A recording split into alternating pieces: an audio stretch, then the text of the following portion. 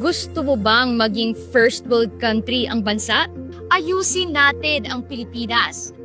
Sabi ni Pastor Apollo C. Kibuloy, dapat first world din ang ating mga infrastructures.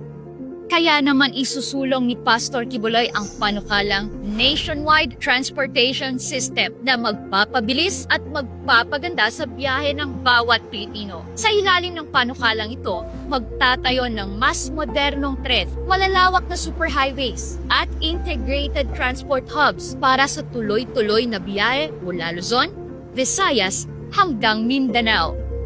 Ang resulta? Mas mabilis na biyahe, mas maunlad na negosyo, at mas maraming turistang maaakit sa ating bansa.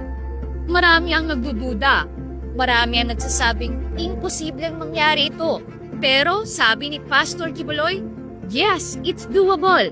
Hindi lang ito plano, hindi lang ito isang pangarap. May nakausap na si Pastor Kibuloy, isang eksperto na nagawa na ito sa kanilang bansa. At ang maganda, handa silang tumulong upang maisakatuparan ito dito sa Pilipinas. So is this an impossible dream? Hindi kay Pastor Kibuloy.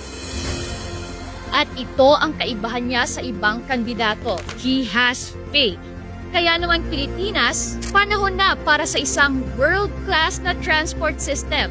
Suportahan natin si Pastor Apollo C. Kibuloy sa Senado para sa mas mabilis, ligtas, at maayos na Pilipinas.